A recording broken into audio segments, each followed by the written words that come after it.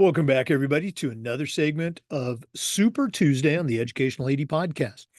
This is our weekly series featuring 10 great leaders from the world of athletics sharing their best practices with you.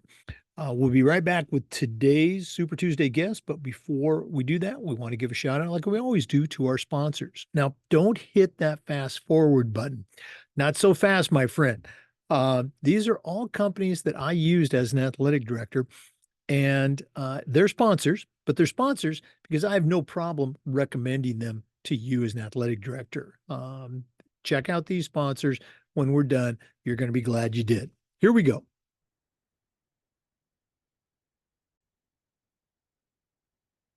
We want to say thanks to Athletic Surveys by LifeTrack for their support of the podcast. Go to athleticsurveys.com. They're going to set up a custom survey that's going to let you take the pulse of your players, your parents, and even your coaches. Athletic directors already hear back from the complainers. Athletic Surveys will connect you to that group, but they're also going to connect you to the 98% that support your program. That's a tremendously valuable tool to have when you're talking with that frustrated parent or your principal or your school board. Go to athleticsurveys.com. Let them help you bring your athletic program from good to great. We also want to thank Home Campus. Home Campus is something I used every single day as an athletic director, and you're going to use it too. Things like scheduling, student athlete eligibility and clearance. Who doesn't do that every day?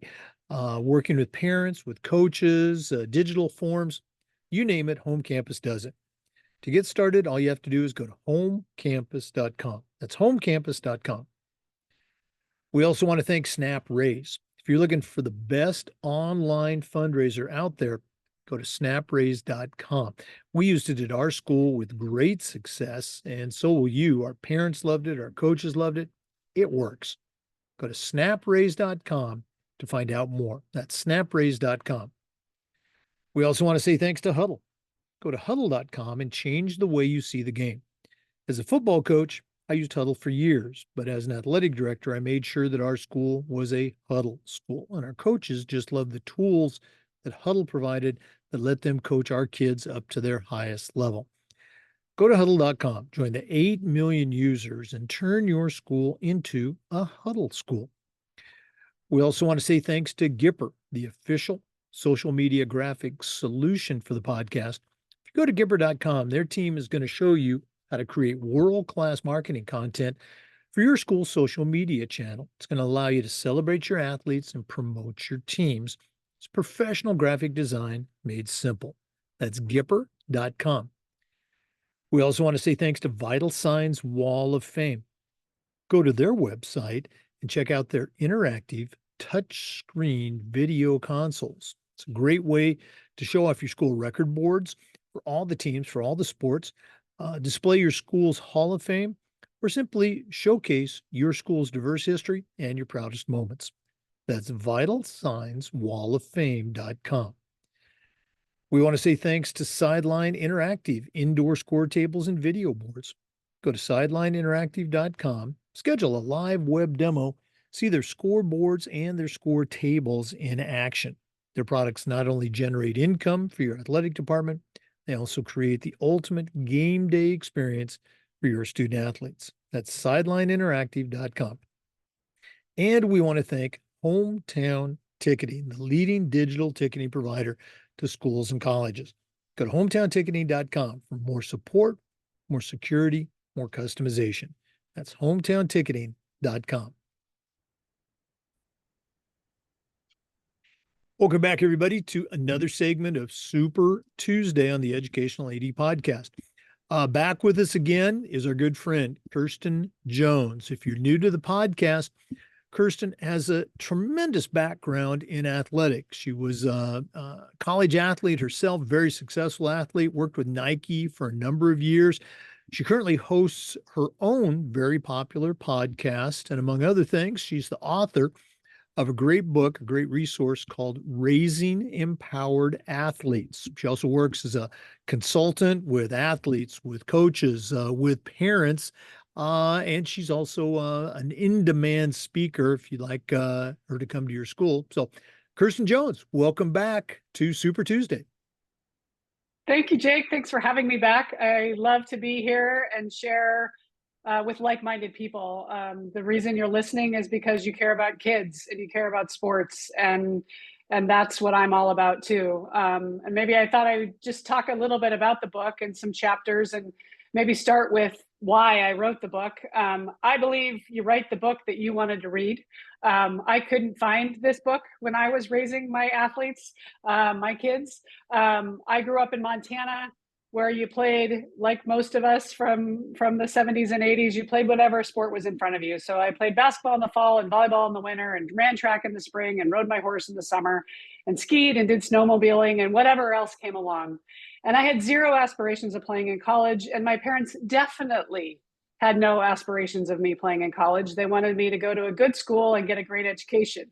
And if I wanted to do that volleyball thing along the way, that was up to me. When I graduated from college and I moved to Eastern Europe, and I found Nike over in Eastern Europe. They had an office in Vienna, Austria. I was living in Budapest at the time, and I showed up on their doorstep and they agreed to hire me. And I spent the next 14 years working in Vienna, Stockholm, Amsterdam, Portland, Beaverton, Oregon, and working on something that, again, I'm so passionate about, which is sports. And as I was getting more and more into the corporate world and then starting my own family, when you get pregnant, everyone hands you what to expect when you're expecting. And you think, I am going to be the best parent ever, because you can read chapter by chapter how this is supposed to go. And every month, every week, in fact, you know exactly what you're supposed to be doing. But fast forward 3 or 4 years, and you're standing on the sidelines of kick and chase or t-ball, and you got some yahoo standing next to you saying, you're not doing this rec thing, are you? Like, this is a joke. Like, why would you do rec? We are doing club. We have a travel team. We're going to Sweden this summer. You're going to be here doing this? And all of a sudden, the FOMO sets in, and you start thinking, am I doing it wrong? Am I a bad parent? And that was literally, a version of what happened to me as I was raising my 3 children, knowing that I just played whatever was in front of me. Yet, as we got into the 70s and 80s, it became less and less about that. As we got into the 90s and into the 2000s, what we found was, in the 50s and 60s, about 24% of women worked outside of the home. By the 80s, that number had doubled. So what used to happen was, mom would open the front door and let the kids run out and play until the lights went out, and then you'd come home. No parent was telling them, no adult was telling them what the rules were.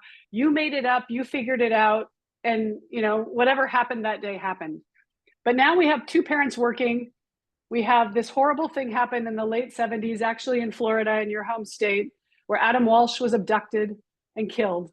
And 38 million people tuned into TV, live television, to find out that the world's a very scary place. And we can't just let our kid go outside and play. Of course, that was actually not really the truth, but because it was brought to the media's attention, we started getting that message as parents. It's not safe. We've got a little bit more money. What is dad going to do? Dad's working all the time. Maybe dad could help out with the sports.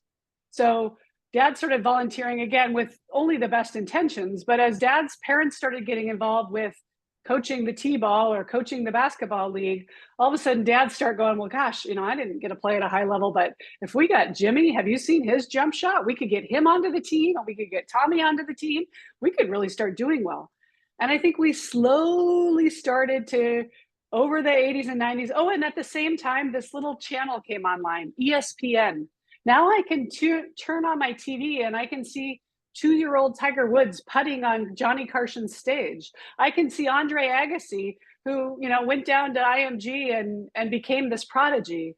So if we combine all of those pieces, what we start to see is, over time, parental involvement, adult involvement starts to grow, right? And then we start adding, oh, if you had private lessons, you could get it even better. And all of this money that starts flowing towards youth sports, which I wrote in my book, it's over a $20 billion business. It's larger than the NFL. I saw a statistic last week that said 37 billion. I don't know how big it actually is, but it's larger than the NFL. And we parents are all sucked into it. I bought into it too, right? Hook, line, and sinker, signing your kids up for clubs, signing them up for travel. All of our summer vacations go away. My kids play basketball. We don't have Christmas anymore, right? We give it all up because we think we're doing the right thing for our kids. And what we're losing out on is the opportunity for them to be children, to have, wins and losses, to not make the team. So my book, Raising Empowered Athletes, takes all of those into consideration. I wish I had the perfect solution to it all. I don't, but I do feel like the conversation needs to happen around how can we better support our kids to get what our parents wanted out of sports, which was some exercise, some friends, some fundamentals, some opportunity to learn something new, because it's those skill sets that will make them athletes for life. We're not raising pro athletes less than 0.0001% will become pro. We're not raising college athletes, in fact, less than 7% will play at any level, D1, D2, D3, NAIA. We're raising kids who we want them to be curious. We want them to try new things. It's not about how competitive you are. Some kids would rather surf or rock climb or windsurf or jump rope. We want them to be active, to reduce cortisol levels, to reduce anxiety, to reduce overwhelm, and to try other things. So really the whole tee up to the book is about that. And then, kind of part two is getting into whose dream is it? And a lot of what we see now are I live in Los Angeles, and there's a ton of pro athletes and that are raising their kids here.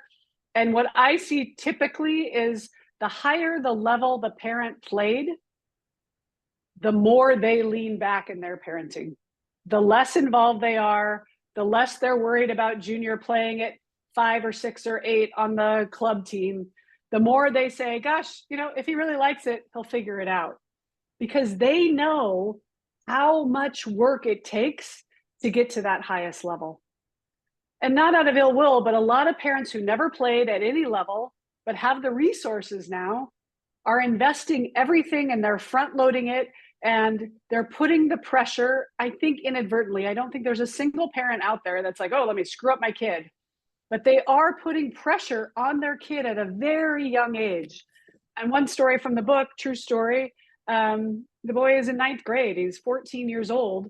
And in 8th grade, he was a bigger basketball player. He was the star on the 8th grade team. He made all the shots. The dad sat next to me and told me how great his kid was. He was, he's the best player that we have.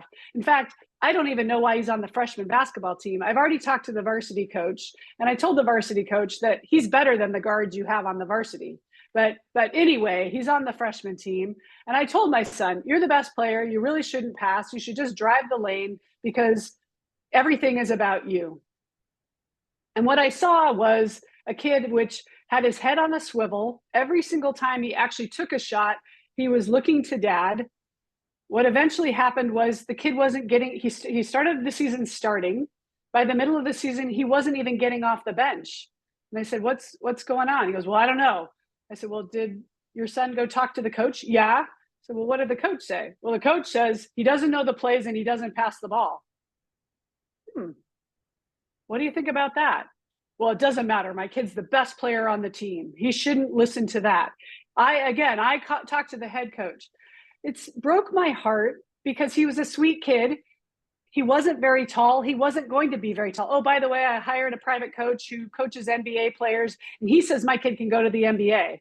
So I definitely shouldn't listen to the high school coach. You're like, oh my goodness. By the end of the year, we had the banquet. The only family not at the banquet was his.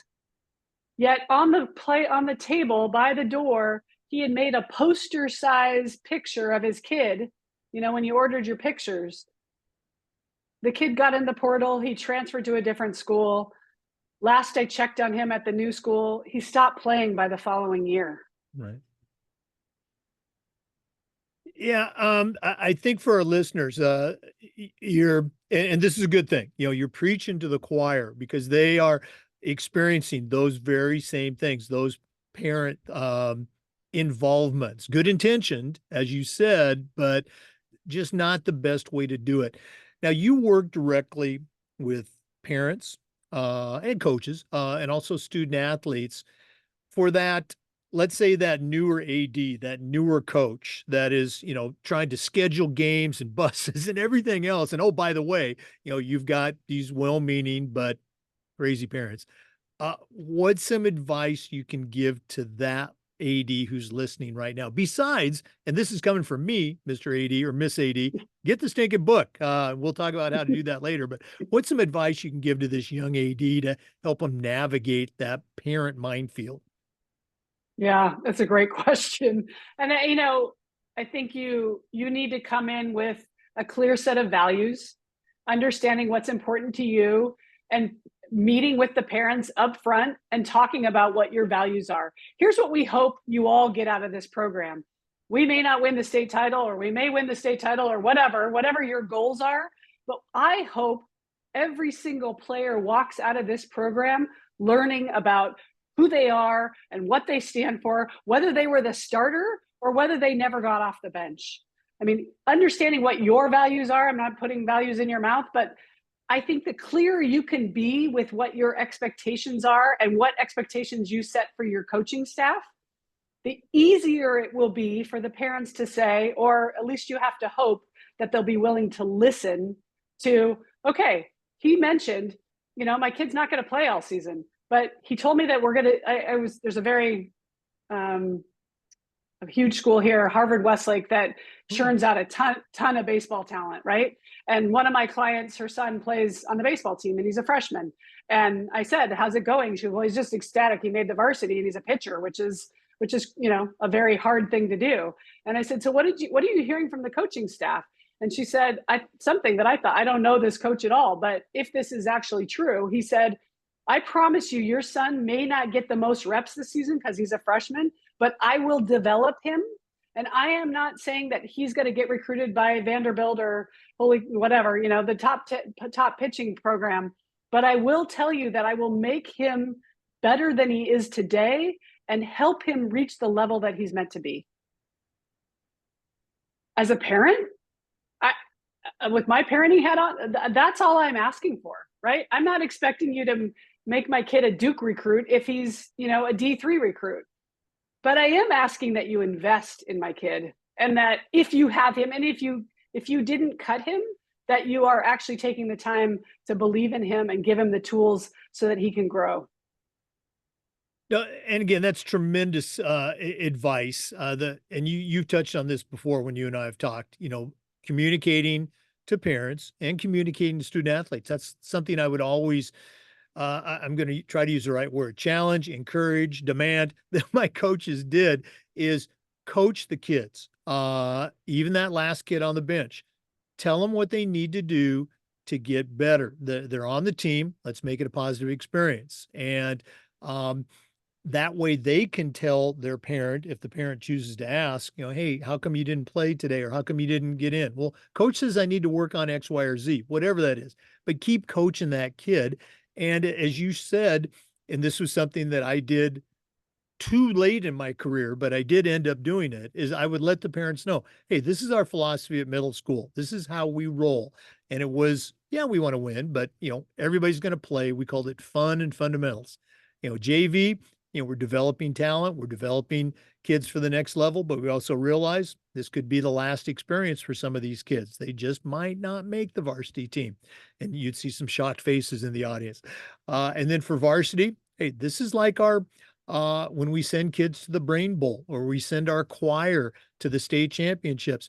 The best kids are going to play. We're going to coach them all. We're going to help them all, but we are trying to win. And oh, by the way, help kids have a great experience too. But just being open and being able to listen, not kowtow to their demands. Well, my son should be starting, but let them know how we roll. So, God, appreciate Well, you I sharing can, that.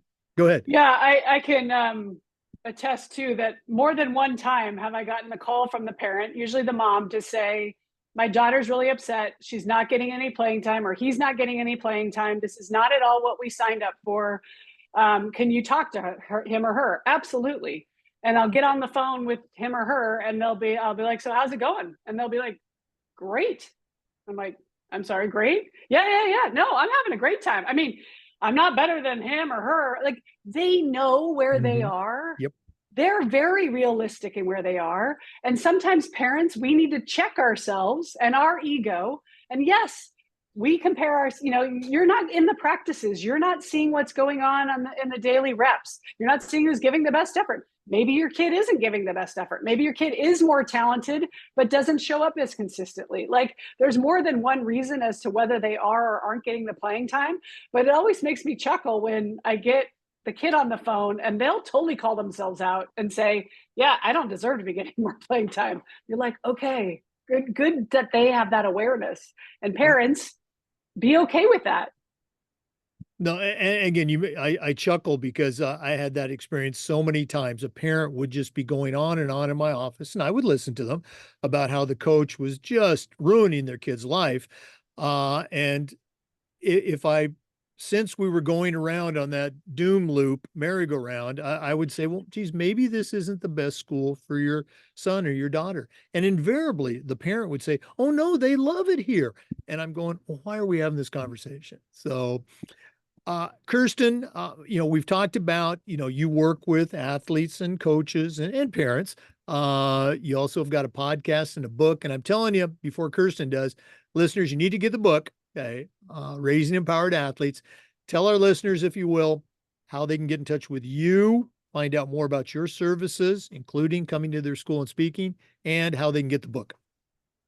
I've had a couple parents that tell me they buy the book because they like to read it, but they download the Audible and play it in the car. So I don't know if you're one of those parents that has, and I was one of them, the kids would read Sports Illustrated or whatever's on their phone, but definitely not any books. But sometimes one of my tricks, and because I live in Los Angeles and we're in our cars so much, I would put podcasts on or books on that I kind of wanted to just drip ideas to them. So I actually just got off with a client this morning and she said, my daughter's read your whole book and she's 14. And I was like, oh, wow. So depending on your kid, yes, it can be a great tool, and it could just be a great way to have discussions about that. And, my client said, well, I asked my daughter, well, how am I doing? And she goes, well, I think there's some things you can improve upon. Like, it's what a great, like, mediator for you to have a good, healthy discussion around, the most important thing that they should know is these 6 words. I love to watch you play. That's it. That's what this whole experience should be about. So yes, thank you for the plug. Raising Empowered Athletes, you can get wherever you find books. My website, Kirsten Jones Inc. You can find the podcast on there, on iTunes, on Spotify, anywhere you find podcasts. And yes, I do a ton of speaking. Actually, I wrote the book because I love the motivational speaking. I love helping people figure out what's holding them back, what's getting in their way, releasing that so that they can get what they want in life. And I believe we all have limiting beliefs. We all have things getting in our way. When we name it, we tame it, we can release it, and we can go forward. Well, it's such a great book. And again, you've seen me show my copy. I was actually speaking with a parent group a couple weeks ago, and I gave Kirsten's book a plug during my own speech. So Thank you. it is a great resource for ADs, for coaches. And I love your idea about playing the podcast in the car with the kids there. Great idea. Kirsten, thanks again for sharing with us on Super Tuesday. All the best moving forward, and hope you're just having a great 2024. Thank you. Let's do this. Okay. For our listeners, we do appreciate you. And just a reminder, we upload the Zoom recordings to the Educational AD Podcast YouTube channel. We put out new content just about every day, and we do this every single week. So come back next Tuesday for another great Super Tuesday segment, just about every day, for new stuff on the Educational AD Podcast. We'll see you next time. Before we go, as always, we want to give a shout out to our sponsors. Take the time to visit these sponsors. I used them as an athletic director, and if you're not, you should be using them because they are all great products. We want to say thanks to Gipper. Go to Gipper.com. Start creating world-class social media content. That's Gipper.com. We want to thank Huddle. I used Huddle as a football coach. I used it as an AD, and we were a Huddle school. Go to huddle.com for more information. I want to thank Vital Signs Wall of Fame. Their interactive touchscreen video consoles are a great way to show off your school records or just tell your school story. Go to vitalsignswalloffame.com. I want to thank Home Campus. Home Campus is something I used every single day as an athletic director. You're going to love it too. Go to homecampus.com. I want to thank Hometown Ticketing. Speaking of home, the leading digital ticketing provider to schools and colleges. Go to hometownticketing.com to get started. Sideline Interactive, indoor score tables and video boards. We have a Sideline Interactive indoor score table in our gym, probably the best purchase I ever made. Go to sidelineinteractive.com for more information. I want to thank Athletic Surveys by LifeTrack. At my school, we use surveys for everything: parents, student athletes, coaches, you name it. And the information that comes back is so very valuable. And it's almost always positive, especially when you're meeting with a negative parent. So go to athleticsurveys.com. And finally, Snap Raise, hands down the best online fundraiser out there. Go to snapraise.com for more information. Thanks again for listening to this segment of Super Tuesday. We'll see you next time on the Educational AD Podcast.